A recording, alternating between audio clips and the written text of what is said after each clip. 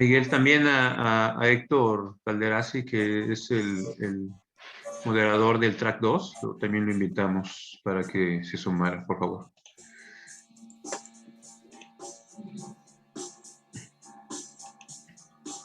Bueno, pues buenas tardes, ya estamos a punto de empezar. Gracias, Gabriela. Thanks, Pam, for being here. Just 1 or 2 minutes to start.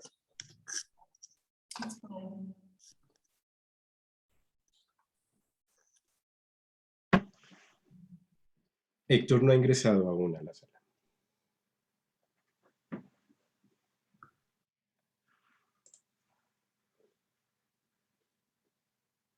Integrado, gracias, Miguel.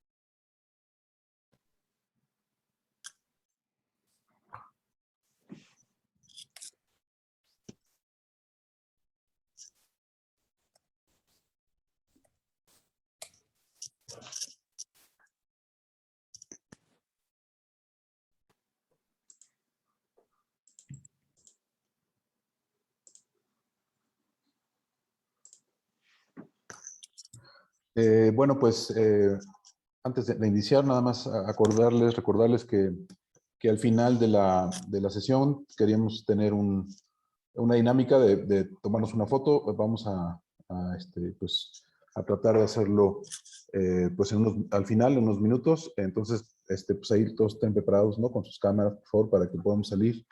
Si tienen algún tema, algo que pueda salir de su país. Yo aquí tengo una banderita, creo que Gabriela también tiene una.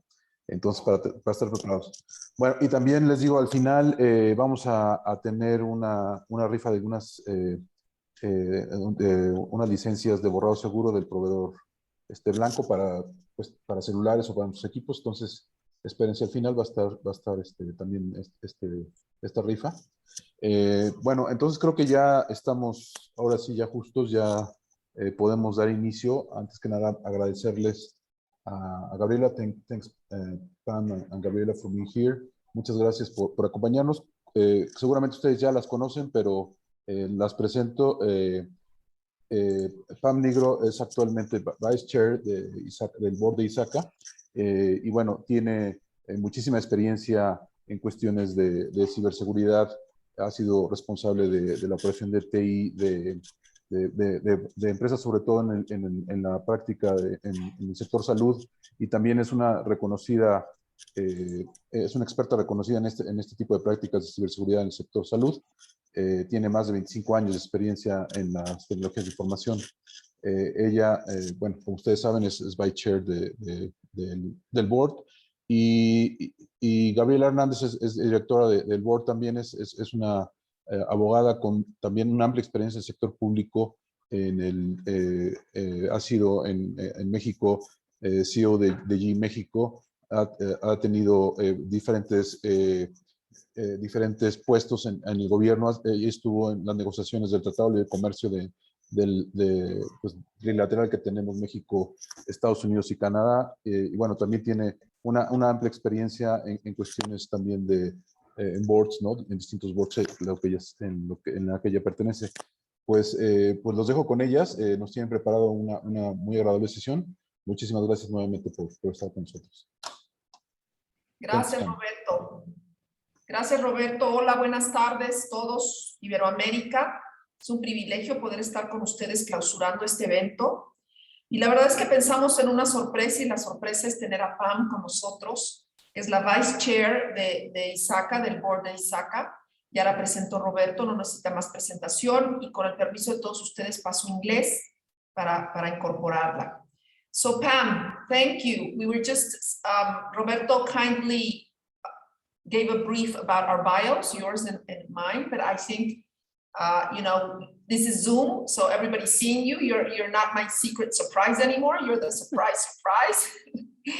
Everybody's looking and now knows that part of closing this event was the privilege to having you on this event, closing it and listening to you, to all your wisdom, to all the knowledge you've acquired through the years. And obviously they know, and the privilege of having you as vice chair of ISACA and the board. I was telling Roberto that for me, it's just a treat to be in that board, because I learn and hopefully bringing a lot of value for the region, from the Latin American perspective and other perspectives. But I learn a lot from all of you, and especially you, Pam, because you are very, very knowledgeable and wise about all these subjects. So thank you very much for accepting to come and close this event of Iberoamérica. It's the second they do, and it's been a huge success. So let me just give a very brief introduction to you know, you've seen the agenda. They've been talking about cybersecurity is the name of the game, right? More than 30 conferences. They've been talking about strategy, culture on cybersecurity, the threats, the resilience, the cyber resilience that is necessary, the security we need in the cloud. They've been talking about evaluating risks, competencies, about the line of defense. They've been talking about privacy and personal information, and obviously how to use and how do we leverage everything that ISACA has to offer and other organizations around cybersecurity. So, you know, it's said very briefly, but definitely it's been days of hard work and a lot of discussion. So I'd really like to jump in, Pam, with you and kick it off with listening to your experience. You've dedicated a good part of your career to the cybersecurity leadership. So how, you know, who is Pam? How did Pam come to this? How did you come from an assurance and risk background and then really have focused on cybersecurity? And if you give us a little bit of that magic you've brought along for the last years. Thank you, Gabby, and thank you to Roberto and the conference participants for having me today. I really appreciate being here and being with you all. I had the good fortune to start with Sarbanes-Oxley when Sarbanes-Oxley was new, and I went into the audit field, transferred from a technology field into the audit field at that time. And as things evolved over time, if you think about back in the early 2000s, we really didn't talk about cybersecurity as a thing, right? We talked about cybersecurity more like access and identity management or some other small components, but it didn't have its overarching umbrella. As time went on, the focus started to shift, started to looking more toward kind of the governance, risk controls practices. The NIST practices were really coming to the forefront, and cybersecurity started to become a topic that everyone was top of mind. Everyone was talking about. It's got its own section, so to speak, its own department away from the rest of the standard IT because it had certain specializations. I had an opportunity to kind of build that practice from the ground up as it was evolving and emerging. And I will tell you from my perspective, while there is a tremendous amount of technology that one has to understand behind cybersecurity, cybersecurity in many ways is another version of risk. And it's really, if you understand kind of the risk perspective, and understand risk holistically, right? And I think some of the traps we fall into as cybersecurity professionals is that we want to do cybersecurity for cybersecurity's sake. We want to make sure that everything is 100% and that we're all in alignment. And that just doesn't work in our technology and the way our technology is designed. What we have to do is balance that against the business and the business needs. So understanding the risk and then how to apply that to those technologies so that we can continue to help our organizations stay safe and try to stay ahead of the curve. So Pam, since you were very early on in this movement, a question that comes to my mind is, were we on time, or did we just, you know, fumble through what was going on and try to get our act together? That's a great question, Gabby. And I think we were always lagging. I actually, okay, I'm going to date myself for those of you who may know. I actually did start my own bulletin board and did start my own, had my own little coding and my own little programs and things like that. And while I wasn't a hacker, I did try to see what I could break into, what could I get into. And it was, for me, it was more about fun and more about conquest than about damage, which is today's cybersecurity threats are more about damage, right? And threat actors. So I think somewhere along the way, it transitioned from those of us who are having fun and kind of, you know, putting the flag that, you know, hey, I was here kind of thing, to something that was really now serious, and it was costing companies a lot of money, costing customers privacy data, and all of those aspects that go with it. So cybersecurity, like I said, isn't technically new as much as it was having, because it became so prevalent, it had to become its own entity to have its own focus, because it couldn't continue just underneath the IT focus. That's fascinating. This view that you share with us of, you know, those, I figured like somebody climbing the mountain, all those mountain climbers that get there and put their flag on top of the mountain versus, you know, literally organized crime wanting to go out after. So we'll talk about that later. I think I want to leave that as one of our last points in our conversation, what we can call maybe the ethics around technology. But let me ask you something that every time I hear you and have the privilege to listen to you, it's, you are a woman, and you started this very early on, and it's not a sector where we see a lot of women still today. How was it back then? How is it today? And is it a relevant topic, the gender topic around cybersecurity? What are your thoughts on that?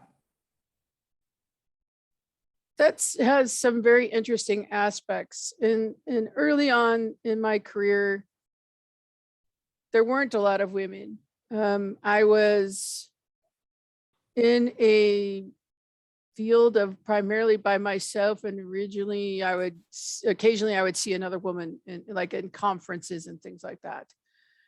Today there are many more women in the field. Is there a balance? Not yet. Is there room and opportunity to grow? Yes. Is it important? I believe it is. And it's not just gender diversity. All diversity is important. We need to think about different ways to get people engaged and involved, and non-traditional security, non-traditional audit, non-traditional IT people, because they bring a focus, they bring an aspect, that they see things that aren't, that we take for granted, right? That aren't always obvious to the person who's been in technology for so long. My stepson is transitioning into the cybersecurity space. And there were things that I just glazed over because I've been doing things for so many years. And he would stop and ask why. And I would have to think. And he would say, well, why is this? And I would have to think. And I think that that is really what we need, is those who continually ask us why, challenge our thinking, evolve our thinking. And that can only happen in a diverse group of people. And it's gender, it's nationalities, it's races, it's also non-traditional IT, non-traditional risk people who can bring then a different perspective, and not always just a focus on the, like if you went through a cybersecurity program or went through cybersecurity training, it just comes with a different perspective if you haven't had that training originally. Yeah, and I think that brings me back to what you were commenting at the beginning about looking at this like a risk issue, right? Like a broader issue, not a tunnel vision, but really a holistic issue on risk. And when you have diversity and inclusion in teams, that brings that to the table. And while you have here more than almost 180 extraordinary professionals around the region, including Spain, what would you tell them? I mean, you're in the United States, you live there, you are a US citizen, but talk about inclusion and diversity. How would you challenge this team to aggressively jump into these matters, not only in our region, but because there's really no frontiers with technology, right? I always think that's awesome. There's no frontiers. But what would you share with them, knowing you have all these professionals in this part of the world? I think one of the aspects that I would share and really to, broaden into the other parts of your business. I think that's from me. I enjoy more listening and talking to the chief operating officers, the chief financial officers of my organization, because that really gives me a flavor of what's happening and where the company's going and the directions and the challenges that they're facing. I like to think about people, again, non-technology people. How can you challenge yourself to kind of get outside your comfort zone?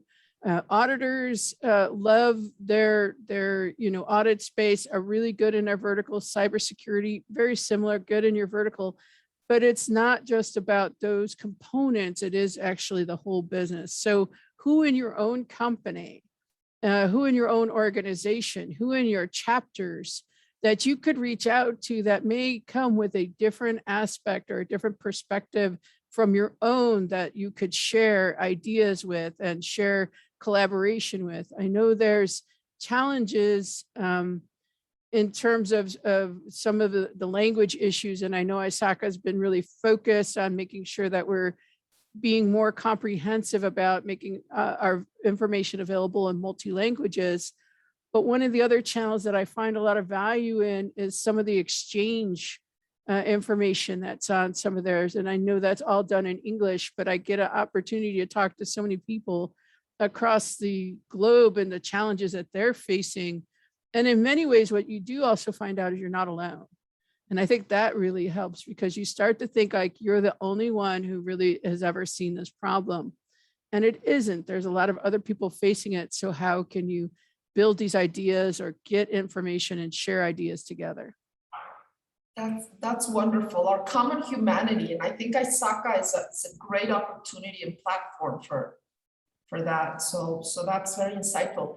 I have to ask you the question about our pandemic, right? I mean, how has this pandemic in any way shifted a traditional view on cybersecurity or not? Where are we? How does this topic fit into this global issue that we've been facing and still are facing, which is, our COVID-19 virus attacking us? I think and that's a really great question, Gabby, because I think really we started to see this before COVID-19. We weren't having boundaries anymore. We used to, and I mean, I could go in my previous job and walk into our data center and hug our mainframe, right? I knew where it was. I knew where all the data was. I could touch it. That was our mainframe. And this is what we needed to protect. And now you started to see your borders eroding as an organization. And COVID-19 almost went from point A to point B in an accelerated fashion. And the borders just really kind of fell down. How do you now protect the data when it's everywhere? How do you protect data when you have people working from home or you have people working in, various parts of the United States or even in Mexico? We have staff that are down in Mexico and we have staff that are in different parts of the world. And so how do you manage that? And that's a challenge. It's a challenge as a cybersecurity professional. And I think this will, kind of continue to something we face And one of the ways that I've been trying to think about this differently is really through kind of behavior analytics, and really start to think about, okay, Gabby, I know that as a regular user, your time period that you log in is generally, let's just say 8 to 5. Every day you're 8 to 5. But if I started to see different patterns, what does that indicate? Does that indicate that you're compromised? Does that indicate that you're having something else going on in your life and now you're kind of shifting hours? I mean, and so that gets really kind of in that gray space. But at the same time, as a cybersecurity engineer or a CISO, how do I start to manage when people are interacting with our systems and when people are interacting with our data if I don't have the traditional fence or the traditional perimeter that I used to have? And that's the challenge and COVID accelerated that. In a way, it was starting to happen. You started to see these things happen, but literally overnight. And so now it's to really go back and rethink, how are we going to manage these borders? Everybody talks about zero trust.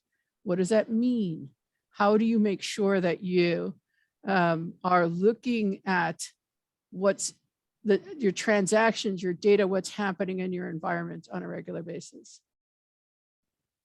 So let's jump into, and I like that some people are sending some comments on the chat, so I will take some minutes for that, Pam, so you can answer some of the things that are coming up there.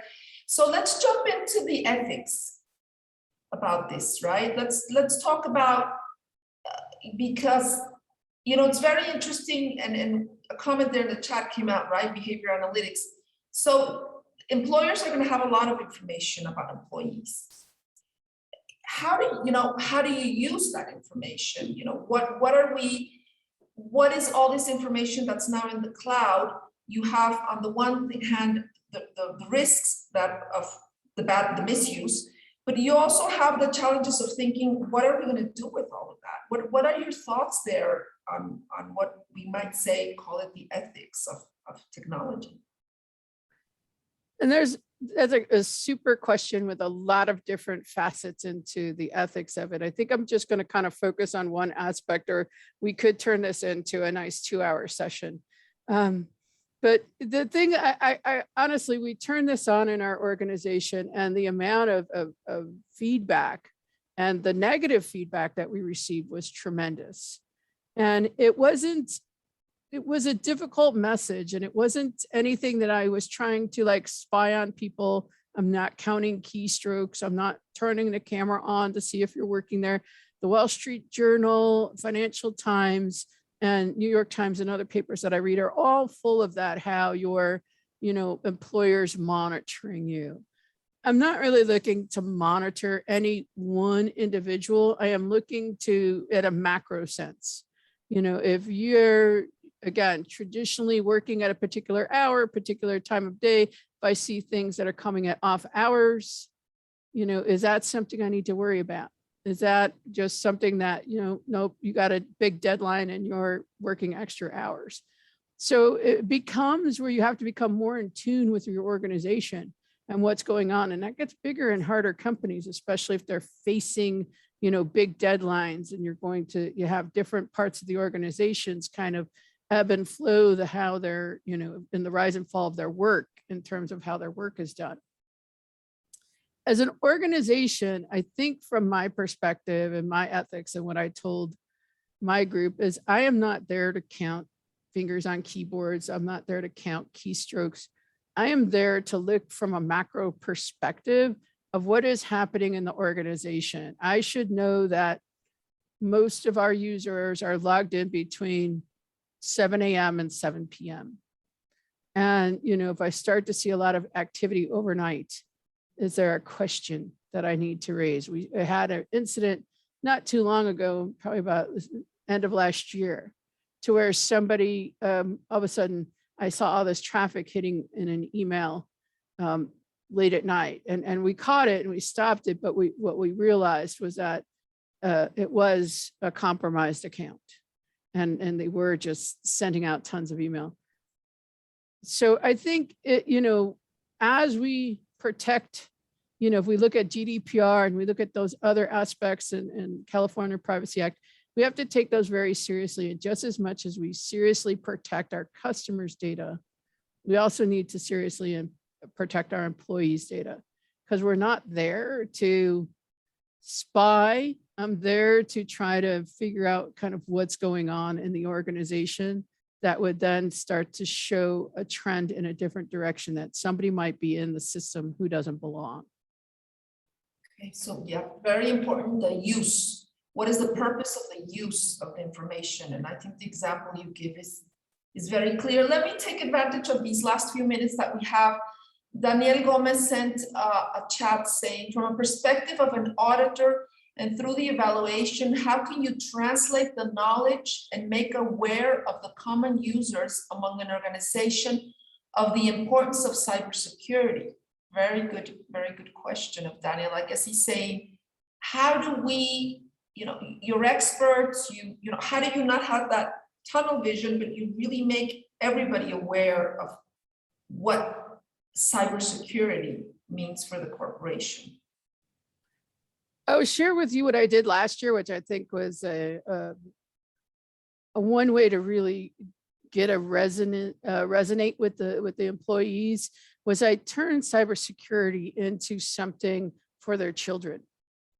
And what I mean by that is I had coloring contests, I had other types of games and activities that were really to help their children learn how to be safe online. And then gave the tools to the parents to teach their children how to stay safe online. And this was certainly very important because all the kids were home for the first time doing school from home. So it started to change the conversation when they started to think about how important it was for their kids to stay safe. It was like, maybe I should be doing something different, or I should be staying safe. And because I really wanted to try to emphasize that everybody is using that same router and everybody is using kind of that same internet connection.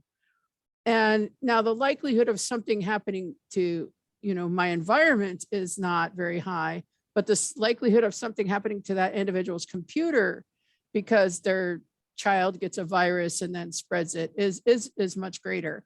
And so to help them through that realization, and it really gets into the why is it important? Well, it really is, you know, the why for your children to stay safe. And then the same reason, the why for you to stay safe online when you're doing your work. That obviously proves how smart and knowledgeable you are, because you brought it home, right? You brought it, you made it personal. And that is a strategy that really lands on people. Because if you're talking about this first concept, it's like, what does it have to do with me? But bringing it home the way you did, I think was actually strategically fantastic, because it really lands the concept. So I think Daniel got a very good answer there. He's saying thank you, Pam and Gabriela. Daniel, thank you for your question. That was fantastic. So we did run out of time. They've been 30 different talks, even though they've had 2 tracks.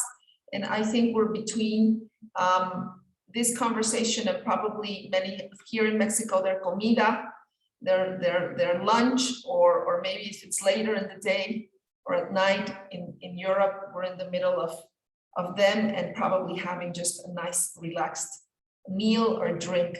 So Pam, you know, I think we could talk for many, many more hours, just picking on your brain and your knowledge. But I think this gave them a good view of some strategic points that was important that you shared with us. And thank you so much for your time and for being with us. And thank you, Roberto, and to all the organizers for inviting us. This is such Thank you. And congratulations. I know you've had a great event. And Pam, I don't know if you want to give us your last thoughts and words to help us bring this to closure. So yes, thank you. Thank you for inviting me. It's been a thrill and an honor. I would just continue to focus and stay strong. And I know sometimes you feel like you're fighting the fight on your own, but you know, you do have a community around you, and you have ISACA friends and family all over the world. Reach out, connect. If you're struggling, let's make sure that we're working together to, solve some of the same world problems that every organization seems to be having. Thank you, Pam. Roberto, over to you. Thank you both for your great conversation. We also want to stay, both of you, because we are going to have a picture here with the entire audience. So if you could stay just a few minutes, we appreciate it. Bueno, antes de la foto, para prepararnos para la foto, todos los que ya estén listos, quisiéramos hacer una rifa muy breve para que no nos lleve mucho tiempo. Somos muchos y bueno, nuestro patrocinador, que se llama Blanco, from Elite Technology, nos ofreció 15 licencias de un producto que es el que ellos distribuyen, que se llama Blanco. Blanco es una licencia de borrado seguro, que tiene mucho que ver con la seguridad, ¿no? Para estar seguros de que la información que tenemos en nuestros equipos pues sea borrada completamente. Entonces, ellos nos ofrecieron 15 licencias, 10 de una licencia que se llama Blanco Mobile Diagnostics, que es en sí una licencia para borrado seguro en dispositivos móviles. Y bueno, cuenta con 13 métodos de limpieza, ¿no? Para asegurarnos que nuestros dispositivos, cuando ya los dejemos de ocupar, pues se borre toda la información, que es muy importante. Este tiene una vigencia de un solo uso. Entonces, pues vamos a hacer 2 preguntas. Ahorita les digo, muy sencillas, ¿no? Y por el chat, por favor, ustedes contestan. A los primeros 5, pues les daremos las 5 licencias de mobile. Las siguientes 5, otras 5 licencias. Y las otras 5 licencias, las últimas 5 licencias, es un producto similar, pero se llama Blanco File Eraser. Este tiene capacidades para borrar archivos, pero en laptops o en nuestros equipos personales que tengan sistema operativo Windows, ¿no? Y esta es una licencia por 1 año. O sea, esta no es de una sola vez, sino por 1 año. Entonces, la dinámica será que pues ustedes hacemos una pregunta. Ahorita yo les hago, estas son 3 preguntas muy sencillas. Contesten por el chat.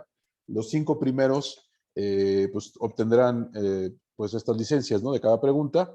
Y bueno, queda registrado en el chat. Ya tenemos ahí sus datos. Y nuestro patrocinador, en este caso de Elite Technologies, con su correo electrónico les va a mandar, ¿no? Las licencias para que ustedes las puedan bajar y activar. Entonces va a ser algo pues, que les va a llegar directamente a cada uno de ustedes, ¿no? Con el correo electrónico que se hayan registrado.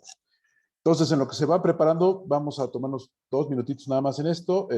La primera pregunta, que tiene esa, pues, que es muy sencilla, la verdad, y que creo que muchos quizá la sepan, pero tiene que ver con cuestiones de ISACA. Ustedes, por favor, díganme los 5 primeros, si ustedes saben quién es el capítulo más antiguo, el primero que tiene más años a nivel Iberoamérica, ¿no? Si ustedes nos pueden contestar. Aquí ya está contestando alguien. Pues ahí están registrados, ¿no? Sí, es el capítulo de Ciudad de México, el que pues yo represento, y les comento que este año cumplimos 45 años, ¿no? Fuimos el primer capítulo fuera de Estados Unidos. Pero bueno, la segunda pregunta, ya hay acá registrados, ¿no? Los primeros 5. La segunda, ahora que nos contesten, ¿cuál es el capítulo más nuevo, ¿no? Esto es también muy sencillo. Sí, bueno, ya contestaron. Hay varios, y es Honduras, Tegucigalpa, creo que ya están los 5. Bueno, y la última, que también es muy sencilla, para digo, estos 2 tienen que ver con, les vamos a dar las licencias móviles, y las últimas 5, pues una licencia para sus equipos por 1 año. Esta tiene que ver con este evento. ¿Cuál fue el lema del evento, o cuál fue pues cómo se llamó el evento en sí? Es muy sencillo. Pues, de qué en la convocatoria venía. Pues sí, de ciberseguridad, pero tiene un lema. Todavía no lo contestan.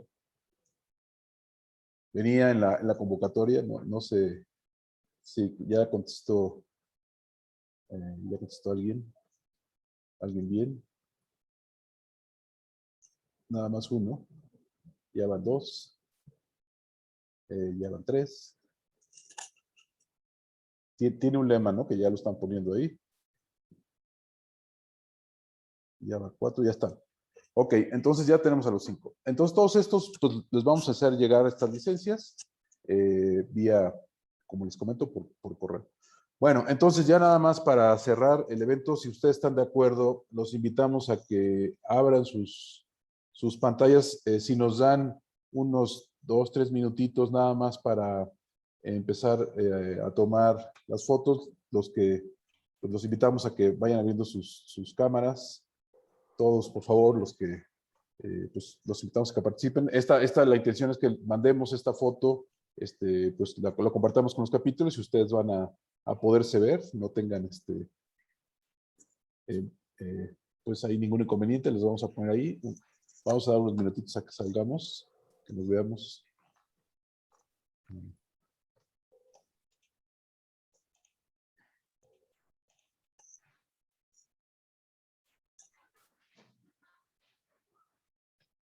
Unos minutos más, están abriendo las cámaras.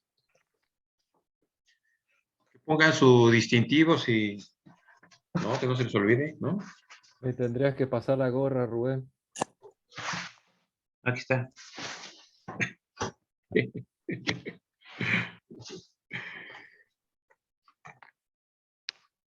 Déjenme ver, creo que ya los debemos estar teniendo a todos, a la mayoría de ustedes, un minutito más y terminamos.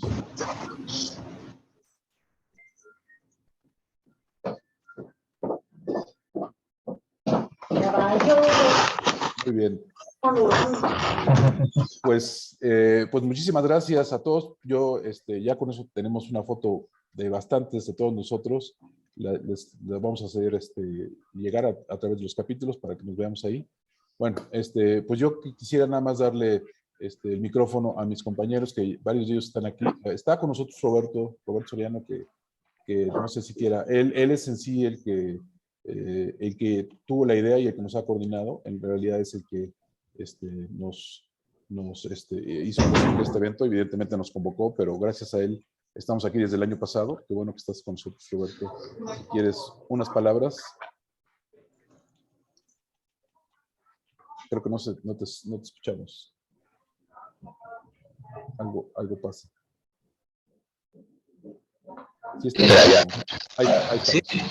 Ahí estás. Bueno, pues, sobre todo agradecer a todos los chapters que han participado, que al final han sido todos los de la región iberoamericana, incluidos los de habla portuguesa. Creo que es importante, aunque no ha tenido mucha participación durante estos días, pero sí que han estado en la organización del evento. Por supuesto, agradecer a todas esas personas que no se les ha visto estos días, ¿no?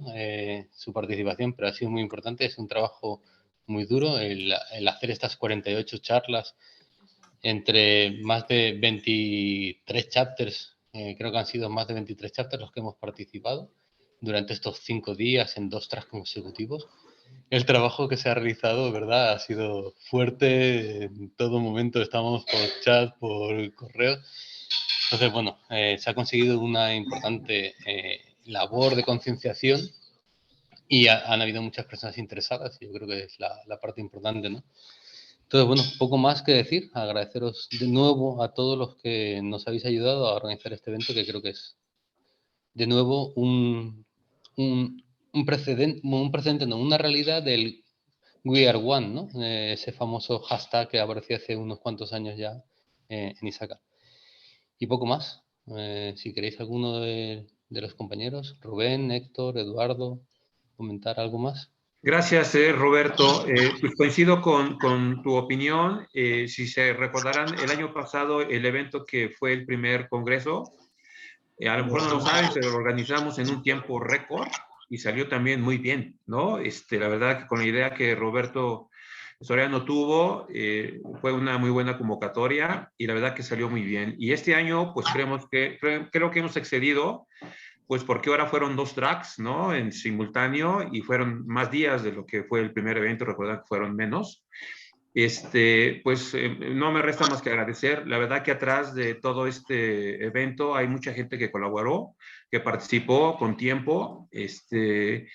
pues quitándole horas a su familia y también al trabajo, ¿no?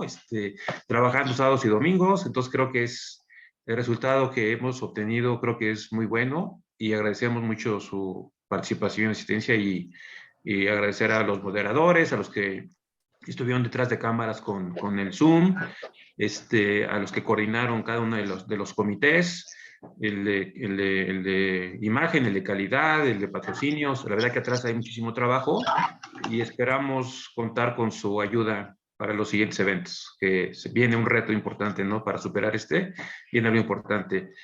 No sé, Héctor, Eduardo, alguien más que quiera hablar. Gracias. Desde México. Yo la verdad, Eduardo, ¿verdad? Disculpa.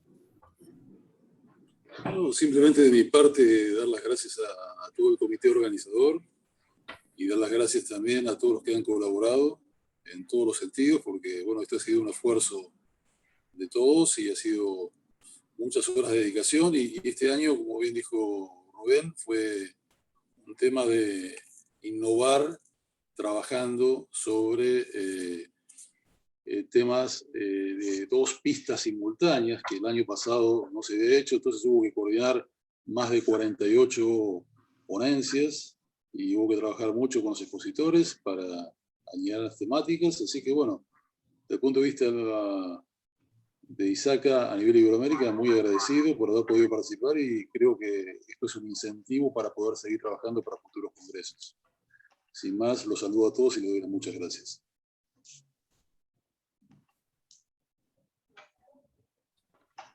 Y yo les quería agregar que la verdad que estoy muy satisfecho de haber compartido, de conseguir compartiendo este espacio entre colegas, y en esta forma así que nos tiene, ¿no es cierto?, acostumbrado el contexto, y entre colegas donde la verdad que nos enriquecemos y nos desafiamos constantemente, y la verdad, sobre todo, entender que son grandes personas.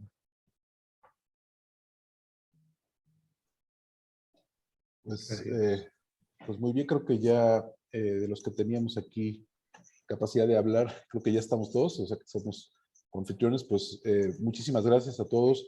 Yo los invito también a que los que participan, los que están escuchándonos, que se animen también a dar una conferencia. Esto creo que es también un buen aliciente para ustedes, ¿no? Queremos también en futuros eventos traer caras nuevas, que todos tenemos muchas cosas que aprender entre todos. Entonces esperamos que se animen para las siguientes ocasiones. Pues muchísimas gracias. Estaremos ya reuniéndonos, ¿no? Para ver, nosotros generalmente ya cuando terminamos hacemos una reunión para ver pues las lecciones aprendidas, para tratar de mejorar y bueno, les estaremos dando a conocer más adelante a través de los capítulos, ¿no? ¿Qué seguimos haciendo? Esperamos seguir manteniendo este evento que ha sido muy importante. Pues muchísimas gracias a todos. Que tengan muy buenas, creo que ahora sí, ya tardes y noches, ¿no? En todas las latitudes que estamos. No creo que todavía mañana, sin ninguna, ¿no? Muchísimas gracias. Gracias. Un abrazo a todos. Muchas gracias. Gracias y saludos. Gracias y felicidades a todos. Un saludo a todos. Saludos. Gracias a todos. Saludos. Saludos. Saludos a todos.